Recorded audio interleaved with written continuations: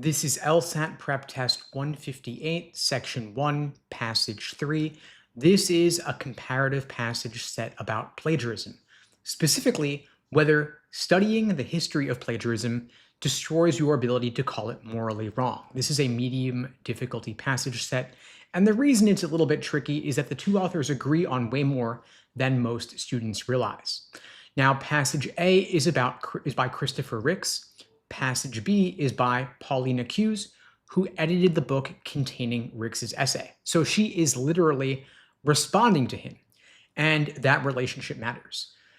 The most important paragraph in this entire passage set is the third paragraph of Passage B.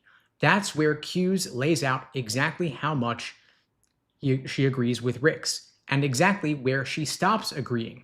And if you skim that paragraph, you're going to get the relationship questions wrong. And so let's walk through it.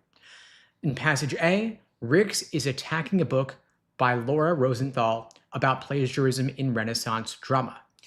Now, you don't want to get attached to the Rosenthal details here. Ricks is essentially using her as a kind of punching bag for a bigger argument. She claims to question differences between plagiarism, imitation, and originality. And Ricks says the answer is always the same with this kind of work. It is the standard postmodern move. There is no real difference, and anyone who is using the word plagiarism is just exercising power over someone they don't like. Now, Ricks's second paragraph is where he gets sharp because he spots a contradiction. Rosenthal's book runs on moral energy. She clearly cares about fairness and who holds power, but she writes as if doing political analysis means you've got to throw morality out entirely. And that tension is Ricks's whole case against her. You can't be morally fired up and then pretend morality does not apply. Now, his third paragraph broadens the attack. Just because a moral standard isn't universal doesn't mean it's fake. Moral conventions can still be valuable and still worth defending. And when political historians strip morality away from the conversation, political history gets worse. That is his final shot. Now, you want to move through this paragraph quickly because it's reinforcing what he already said in paragraph 2. And so across all of Passage A, Ricks is doing one thing. He's arguing that historical approaches to plagiarism tend to erase moral judgment, and he thinks that is a disaster. Now on to Passage B. Hughes opens by making a straightforward case for history, that the idea of plagiarism has changed over time. Commerce, copyright law, new theories of art, all of these shifted what people meant by it.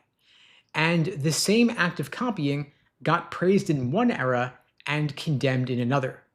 You want to read this paragraph at a pretty normal speed because she's laying the groundwork, not making her main argument yet. Then you want to slow way down at her second paragraph because this is where everything turns. She says Ricks is suspicious of historical approaches because he thinks they create moral relativism. And then she drops the one sentence that does all the heavy lifting. She says there are historical approaches and there are historical approaches. And that is her splitting his target in half. She's telling you he's lumping together two very different things. One deserves his criticism and the other does not. Now, her third paragraph makes the split explicit. And this is where most students go wrong. You want to watch the structure carefully here. She agrees with Ricks first. Reducing morality to power, that's bad, and she says so directly.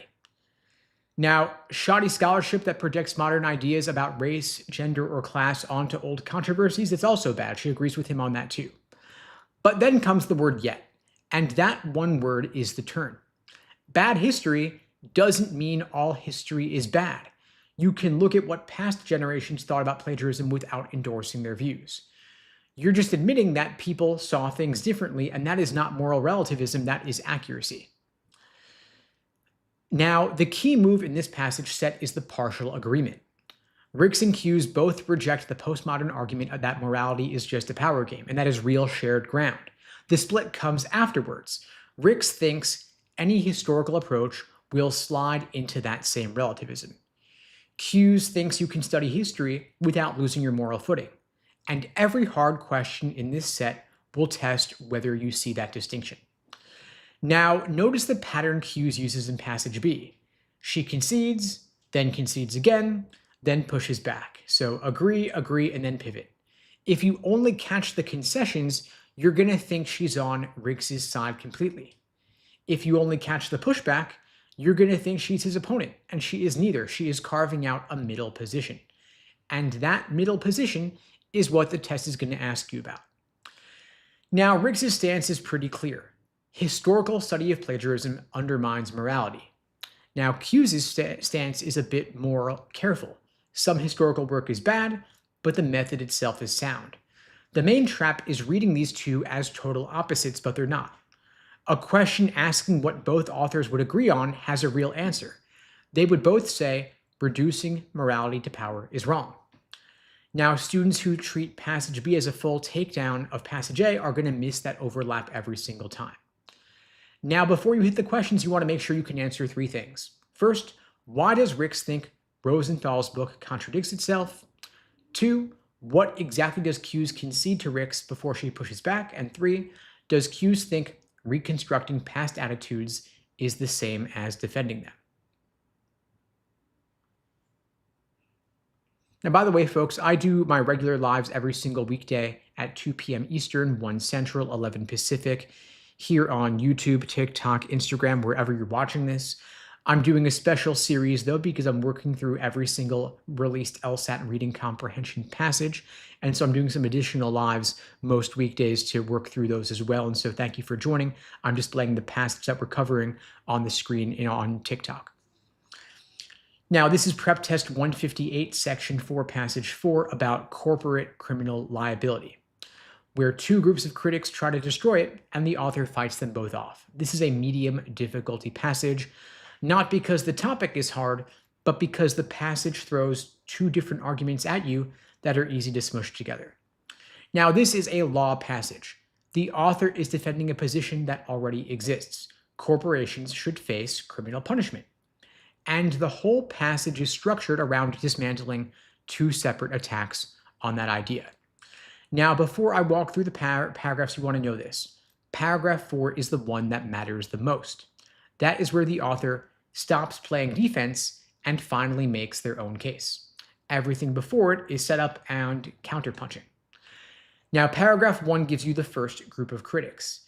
These theorists want to replace criminal liability with civil liability. They hand you 3 reasons. Civil penalties do a better job sizing up the right punishment. Criminal charges trash a company's reputation so badly that everybody pays for it through higher prices. And criminal prosecution is expensive for the government because the procedural protections are so heavy. Now, here is how to read this paragraph. You don't want to memorize the 3 reasons, just tag them as cost arguments. Every single one boils down to money. Civil is cheaper for the company, cheaper for society, cheaper for the government. That is the thread. And when you see it that way, the author's response in paragraph 2 hits differently. Then paragraph 2 is the author pushing back, and the structure here is sneaky. It opens with what looks like a concession, even if it's less economical. The author is giving away the cost argument on purpose. They're saying, fine, criminal liability costs more, doesn't matter, because deterrence is actually what counts. The author gives you enforcement powers and the weakness of civil litigation as reasons, but the real move comes at the very end. The author says criminal law exists to censure wrongdoing, to send a message that society rejects certain behavior. Civil liability can't do that job. Now, don't treat that last point like it's third on the list. It is the foundation. Everything else is supporting detail. The author cares about criminal liability because of what it means, not what it costs. And if you miss that, you're going to get the author's attitude wrong. Then paragraph 3 is where the passage pivots. And this is the moment that catches people. These theorists are fine with criminal penalties. They just want to aim them at the individuals inside the corporation, not the corporation itself. Their reasoning is that real people are more afraid of prosecution than a company is of a fine. And they make a fairness argument. Punishing the corporation really punishes shareholders, employees, and the public.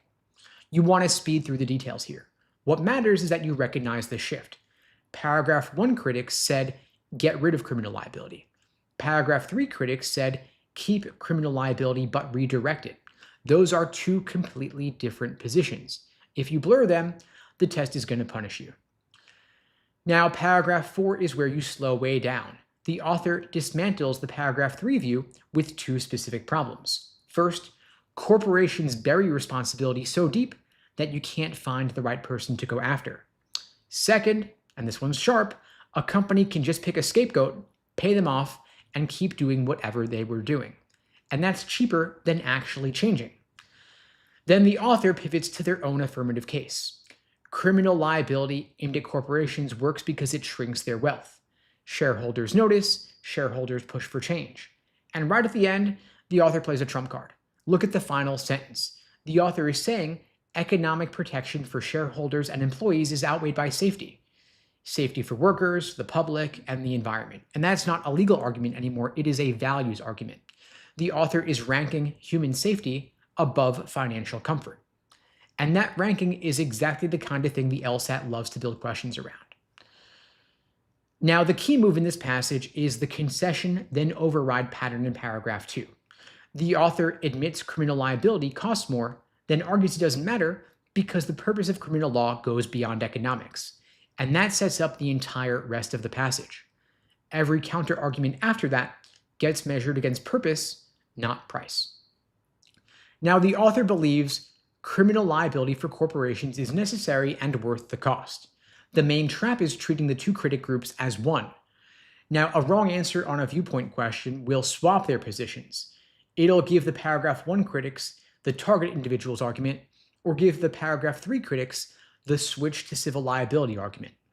And the LSAT will build those crossover answers because students who read too fast see critics of corporate criminal liability and stop distinguishing the positions. Now, before you hit the questions, you want to make sure you're solid on 3 things. First, why does the author think going after individuals inside a corporation won't actually fix anything? Second, what does the author believe is the main purpose of criminal law? And is it about cost, deterrence, or something deeper? And third, can you name the specific difference between what the paragraph 1 critics want and what the paragraph 3 critics want? So that's the end of PrepTest 158's reading comp passages. We're going to move on now to PrepTest 159, section 2, passage number 1. I can't display the actual passages on screen because of copyright. We don't want to get sued. We don't want to get shut down. So you can access these passages directly inside your LSAC Law Hub account. I'm not displaying the passage text for that reason, but I am displaying which passage I'm talking about, and you can go find it on your LSAC Law Hub platform, just logging into lsac.org. So this is PrepTest 159, section 2, passage number 1. It's about Jackie Ormes and her 1937 comic strip, Torchy Brown. The difficulty level here is pretty low overall, and the author's passage is hopefully obvious pretty early, and the structure isn't really hiding anything from you. Now, this is a humanities passage. The author is making a case that Ormes' comic strip looks like a fairy tale, but is actually doing something much more deliberate underneath. It is cultural commentary disguised as entertainment. Now, the most important moment here is one word in the middle of paragraph 2, the word despite.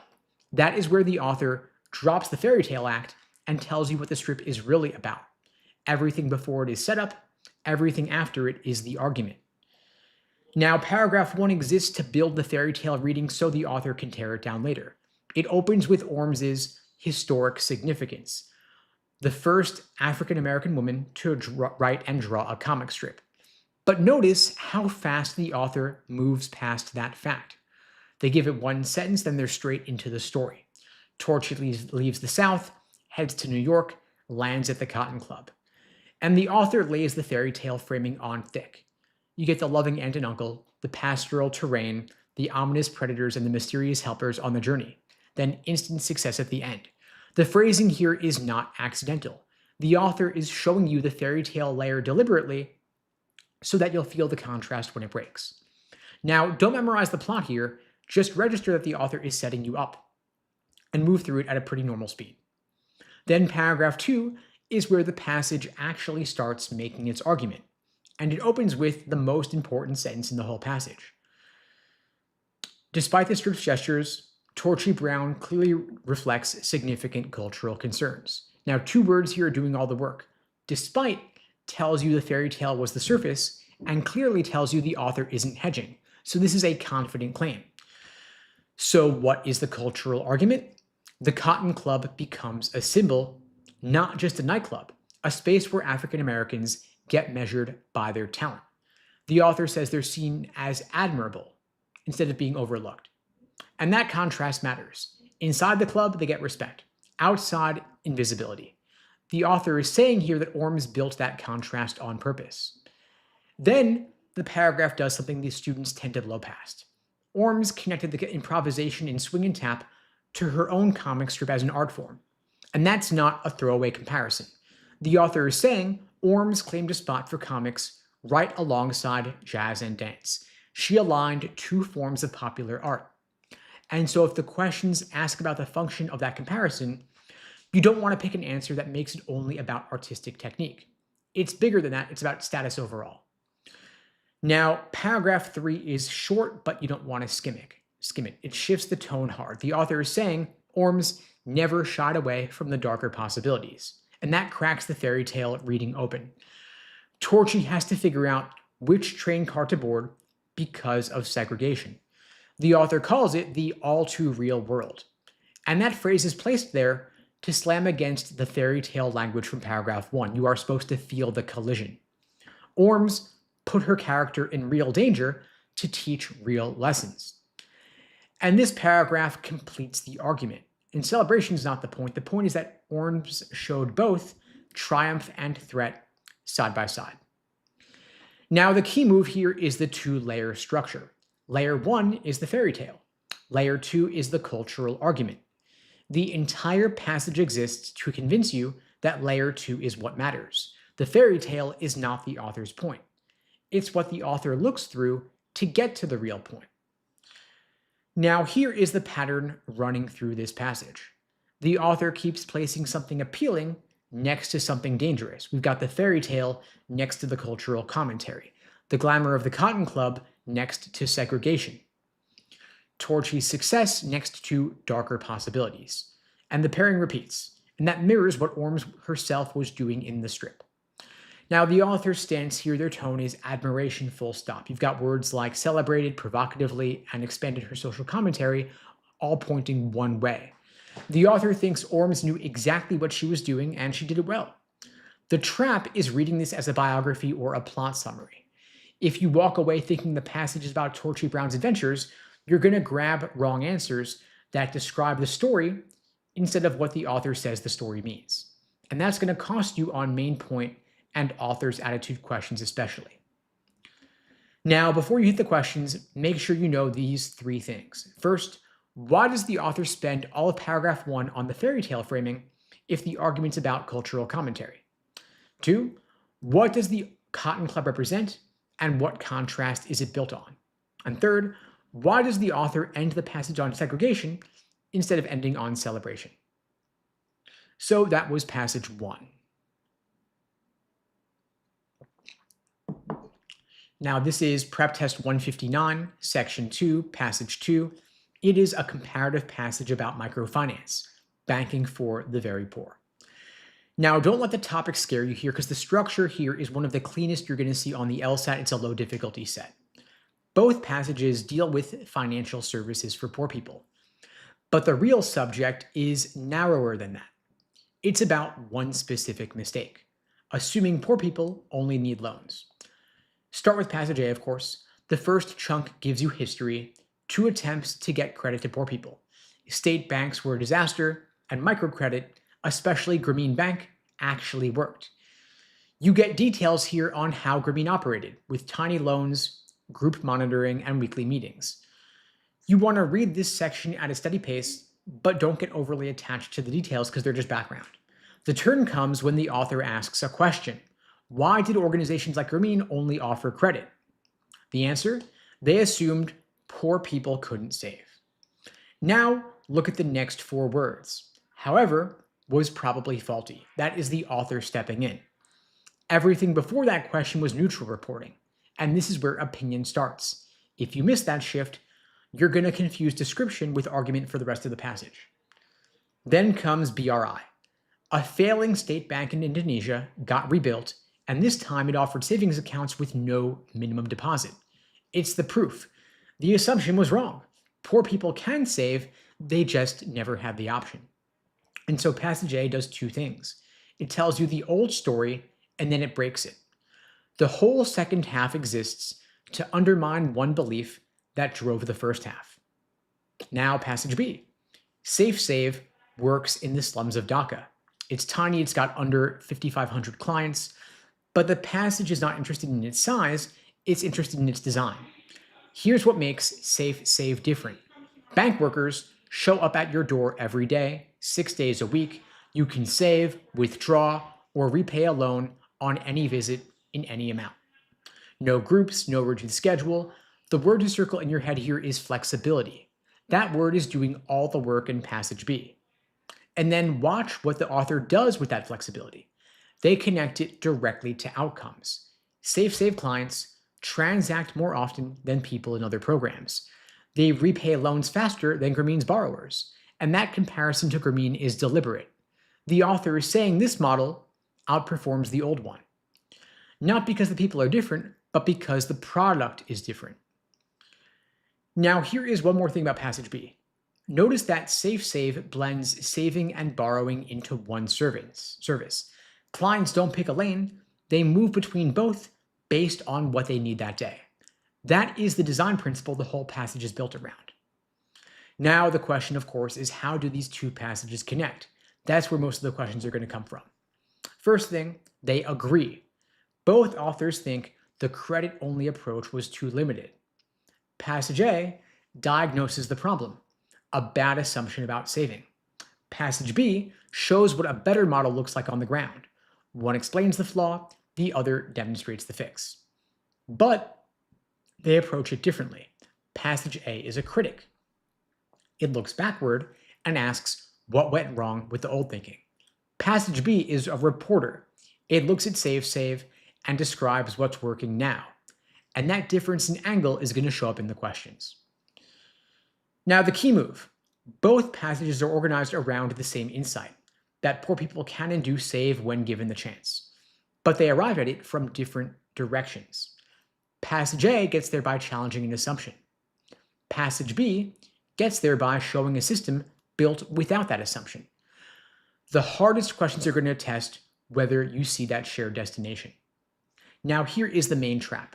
Students read Passage A and think the author is against microcredit.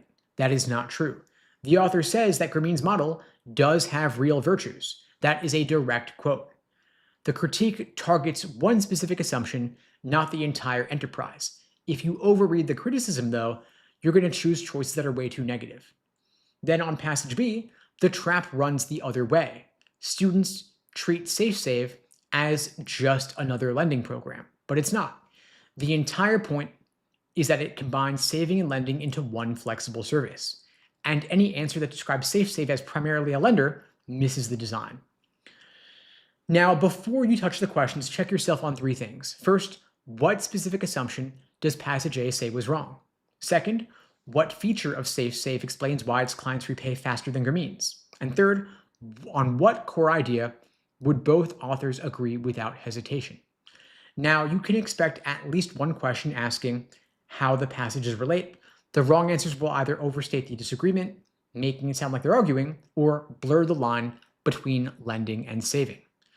If you can keep that distinction sharp, you're going to cut through most of the traps. Now, for those just joining, I'm offering a free LSAT tutoring lesson for anybody watching this now or later. The link to book that free tutoring is unpluggedprep.com/start. The link is below the video on YouTube, pinned in the chat on YouTube, in my bio on TikTok and IG.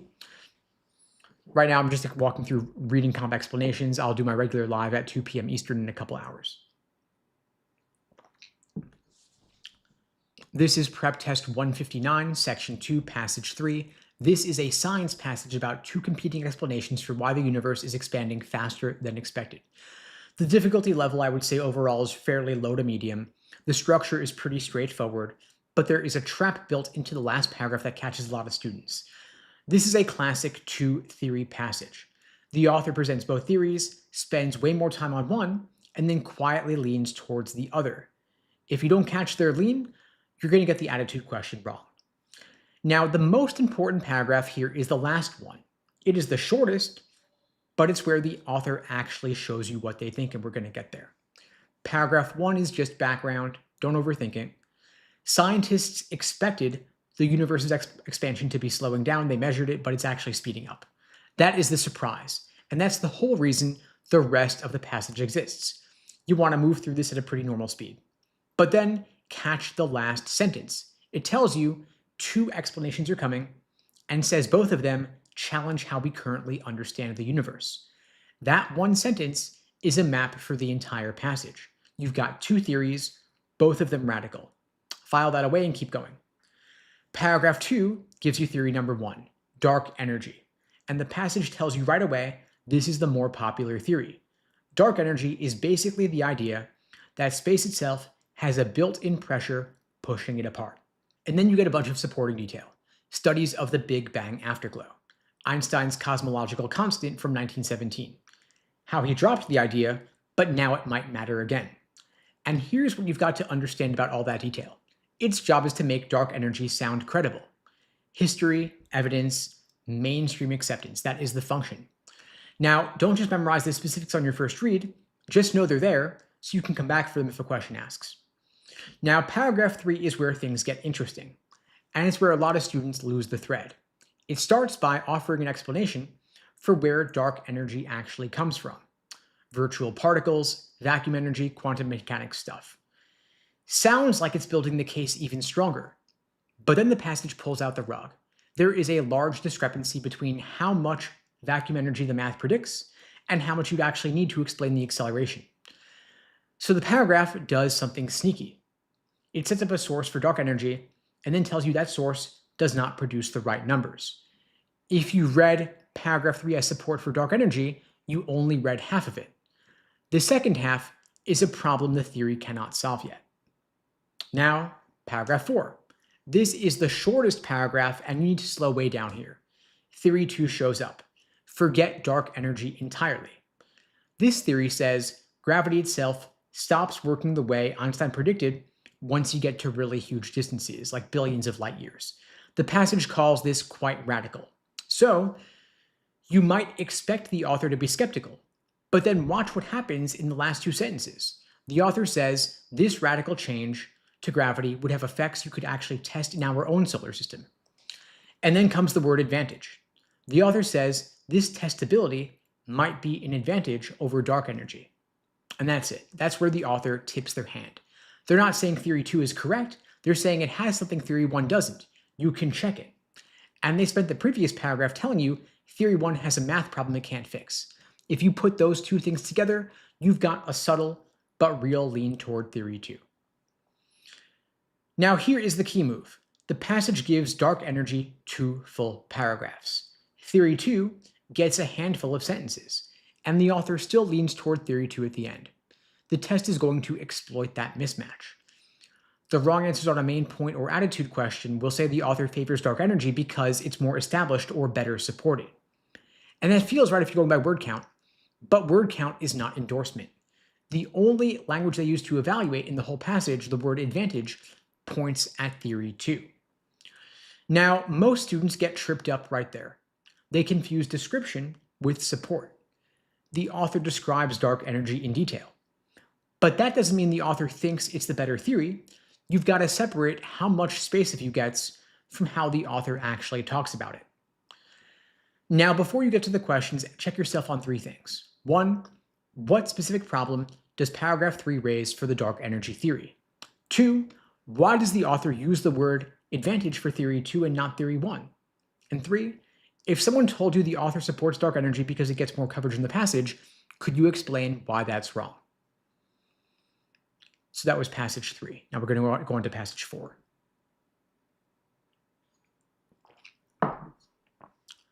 This is PrepTest 159, section 2, passage 4. This is a law passage about what ownership actually means. 3 theories compete for the answer, and the author picks a winner. The difficulty level is medium. The structure is clean, but there is a trap buried in how the author complements a theory right before destroying it. Now, this is an argument passage. The author is choosing sides. The main point is ownership is not about keeping people out. It's about the owner having a special position to decide what happens with what they own. Now, the most important moment in this passage is a two-sentence distinction between two meanings of the word exclusive. Everything turns on that split. When you hit it, you want to slow way down. The passage opens with the bundle of rights view. This is the standard position. Ownership isn't one right, it's a whole collection. Lease, sell, subdivide, and tax. And that collection of rights grew out of individual court decisions over time. And because it's open-ended, the concept of ownership doesn't really box judges in. They can shape it however the case demands. Now read this part at normal speed because you just got to have the basics in your head. Then you get the challenge. The boundary theory says no. Ownership is one clear right, the right to exclude others from your stuff.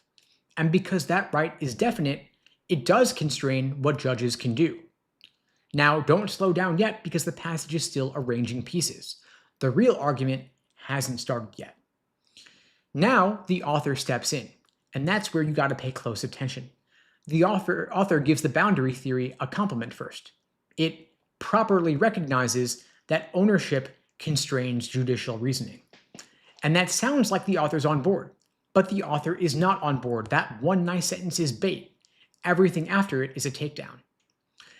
Now, here is what the author says is wrong. The boundary theory only describes what non-owners can't do. It defines ownership by process of elimination. Exclude everyone else, whoever's still standing is the owner. And what do you know about the owner? Almost nothing. Just that they are at liberty to use the thing after everyone else got kicked out. The author calls this the weakest possible account. And that is not a soft critique. That's the author saying this theory barely explains anything. And then the author twists the knife, calls it a theory of non-ownership. Think about that. A theory that is supposed to define ownership, and the author says it's really about what non-owners can't do. If you see that label show up in a wrong answer that treats it as a positive description, don't fall for it. That is the author's sharpest insult. Now, here is the moment where skimming will cost you points. The author says, yes, ownership is exclusive. The boundary theory is right about that. But the boundary theory gets the wrong kind of exclusivity. There are two senses. First sense, others have a duty to stay away from the thing. That is exclusion. Second sense, the owner holds a special position that nobody else shares. That's about what the owner gets to do, not about what anybody else can't do. And those meanings might sound close, but they're not. The first is defensive, keep people out. The second is active, that the owner runs the show. If you blur them together during the read, you're going to pick answers that feel right but miss the point. Now, the third theory grabs that second meaning. The agenda setting theory says ownership is exclusive because the owner gets to call the shots for the resource. A farm owner decides how the land gets used, and the law protects that position not by walling everyone else off, it does it by lining up other people's interests with what the owner decided. The word harmonizing matters here. It tells you the agenda setting theory sees other people as participants, not trespassers. The boundary theory sees them as threats, and that is a completely different picture of how ownership works. The author lands squarely on the agenda setting theory. That is the view the passage endorses. The passage runs on a narrowing sequence. 3 theories, and each one gets closer to the real answer. The first is too loose, the second focuses on the wrong thing, and the third nails it. You're being walked toward a destination. And recognizing that shape keeps you from treating each theory as equally valid. Now, the author's stance is full endorsement of the agenda-setting view. The main trap is that complement toward the boundary theory. Students read properly recognizes and think the author has a mixed or balanced view, but the author does not. One kind sentence followed by a full rejection is not balance. And if you miss that turn, you're going to get the attitude question wrong. You'll also blow function questions about why the passage spends so much time pulling apart 2 senses of exclusive. Now, before you hit the questions, make sure you can answer these 3 things. First, what is the difference between the 2 kinds of exclusivity the author identifies? 2, why does the author call the boundary theory a theory of non-ownership? And 3, what does the agenda setting theory say the law actually does instead of just keeping people out? So that was prep test 159. For those just joining, I do my regular lives every single weekday at 2 p.m. Eastern, 1 Central, 11 Pacific on YouTube, TikTok, Instagram, wherever you're watching this. I do live Q&A during those and talk more general LSAT and admissions today. I'm just covering specifically LSAT reading comp explanations. Unfortunately, due to copyright constraints, I can't display the passages on screen. We don't want to get sued or shut down, but you can access these inside your LSAC Law Hub account. Next, we are moving on to Prep Test 141, Section 1. The 4 passages in this set, we'll get to as many as we can. Going to pull up the first one here. So this is Prep Test 141, Section 1, Passage 1. This is a science passage about natural selection and whether it explains everything in biology. Difficulty level here is pretty low. The structure is straightforward, but students consistently miss the author's actual target, and that costs them points. This is a takedown passage. The author is dismantling one specific claim, that natural selection accounts for everything in evolution, not natural selection itself, just the idea that it's the whole story. And that distinction runs the entire passage here. The most important paragraph is paragraph 4. That's where the hardest questions are going to come from, and we're going to get there. But first, paragraph 1. In paragraph 1, the author picks a fight. But notice how it starts. The author opens with Darwin himself saying natural selection is not the exclusive means of modification. And that is not a polite introduction, that is a chess move. The author is using Darwin's own words against people who call themselves strict Darwinians. Before the author argument even begins, the author has already framed these guys as contradicting the person they claim to follow. So read paragraph 1 carefully because that's the setup. Then paragraph 2 defines adaptation, organisms shaped by their environment for better reproductive success. Then it states the strict constructionist claim. Everything is adaptation. And then the last sentence flips it around. The author says nature is full of examples that don't fit. That sentence is the thesis. Everything after it is evidence. You don't want to blow past this. Now, paragraph 3 is evidence round 1, neutral mutations. Now, here is all you need from this paragraph. Some DNA changes don't help reproduction and don't hurt it either. They just drift through populations over time. They change species, but natural selection didn't cause them and can't explain why they stuck around. And the biology might sound dense here, but the point is dead simple. Not every trait exists because it was useful. Some traits are just there. Now, you want to move through paragraph 3 at a steady pace, grab the concept, don't get bogged down in the details. Then you slow down for paragraph 4, because that's where students lose points. The author brings up the asteroid that killed the dinosaurs. And at first, this reads like a straightforward cause and effect story. Asteroid hits, climate changes, big animals die, small animals survive, mammals win. Fine. But the author isn't telling this story to explain what happened. The author is telling it to expose a hole in the strict constructionist logic. Now, here is the hole itself. Strict constructionists say species succeed because they adapted to their conditions. But mammals did not adapt to post-asteroid conditions. Those conditions did not exist yet. Mammals were small because they could not compete with dinosaurs at full size. The smallness just happened to save them when the asteroid hit. The author calls it dumb luck.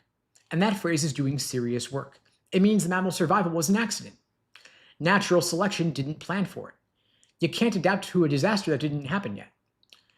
Now, if you skim paragraph 4, you're going to think it's about why dinosaurs went extinct, but it's not. It's about why the explanation for mammals surviving breaks the strict constructionist model. And that's what the questions are going to ask you about. Now, the key move here is the gap between what actually happened in evolution and what the strict constructionists claim happened. The author gives 2 examples where things turned out a certain way for reasons natural selection can't touch. Neutral mutations persist without any survival advantage. Mammals survived by coincidence, not design. Same target, 2 different angles. Now, the author's stance here is clear. Natural selection is real, It matters, but it's not everything. The strict constructionists took one piece of Darwin's theory and made it the whole theory, and the author thinks that's a mistake and points out Darwin himself would have disagreed. Now here's the trap. Students will walk out of this passage thinking the author is critical of natural selection, but the author is not. The author is critical of those who overextend it.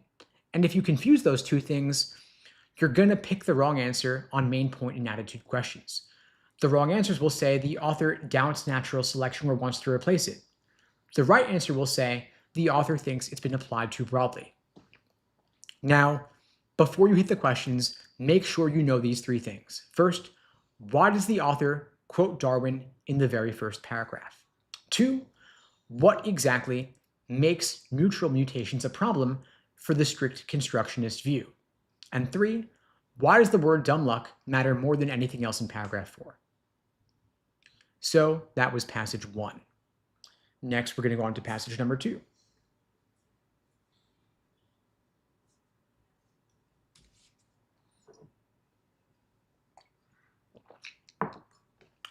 This is PrepTest 141, section 1, passage 2, about Victorian photographer Julia Margaret Cameron and her staged costume photos. This one is medium difficulty, and the challenge here is that the author's whole argument runs in reverse, and failure is the point. This is a humanities passage, and it's doing one thing, arguing that Cameron's photos are great because they failed at what she intended, not in spite of it, but because of it. And you've got to get that locked in before you touch a single question.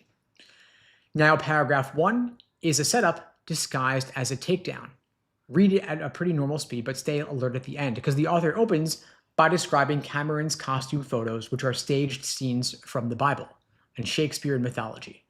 Then the passage immediately starts listing everything that went wrong. There were kids who moved and blurred the shot, babies staring into the camera with what the author calls frank hatred. So the whole vibe here is closer to a bad family reunion photo than a Raphael painting. And now you're going to feel like the author is mocking these photos, but that instinct is wrong. Watch the turn at the end of the paragraph. The author says those messy human moments are what give the photos their life. And then comes the gut punch. If Cameron had actually pulled off the polished art she was going for, her work would be forgotten. The author compares that imaginary success to another photographer's piece and calls it extravagantly awful.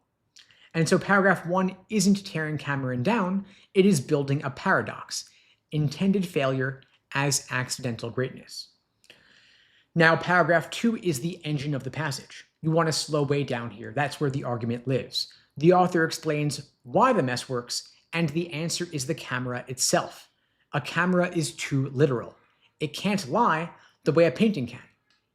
So no matter how elaborate Cameron's costumes were, the camera kept recording what was actually in front of it. Real housemaids, real village kids, real husbands, all stuffed into costumes, all just trying not to move. The author says that struggle, people enduring the sitting, becomes the real story of each photo. And then the author makes a bigger claim. You could look at a painting of a biblical scene and forget it's all made up. But with a photograph, you can never stop seeing the real person underneath the costume. The author uses the word doubleness here, meaning you always see two layers at once, the fictional character and the actual human being. And that word matters. It's the concept that holds paragraph 2 together. So you can expect the questions to cover it. Then paragraph 3 does something a bit sneaky, and you don't want to speed through this one here. The author zooms in on one photo, the passing of Arthur, with broomstick masts, muslin fabric, pretending to be water. Everything looks homemade. But the author says it does not matter, because for this one photo, the fantasy actually wins. The romantic vision takes over despite all the amateur props. Now, this might feel like it contradicts paragraphs 1 and 2, but it doesn't. The author spent 2 paragraphs saying the realness overpowers the fiction. Here, the author is saying sometimes the art and the amateurism fuse into something that works on both levels. So it's not a reversal, it is the final version of the argument. Cameron's best work happens when the homemade quality and the artistic vision stop fighting each other. Now, here is the key move. The author builds a theory of photography around Cameron's accidents. Cameras can't fake it. That limitation wrecked Cameron's artistic ambitions, but the wreckage turned out to be worth more than the original plan. And so every hard question on this passage will test whether you understand that chain. Now, the author clearly admires Cameron, but there's a trap. Most students will code the author's attitude as something like appreciates the charm or finds the flaws endearing, but that's too soft. The author isn't just charmed. The author is making a specific argument about what photography does that painting and theater can't do. The admiration is built on that argument, not on warm feelings about cute imperfections. So if you flatten into thinking that the author likes the quirky photos, you're going to get the wrong answer on a main point or attitude question.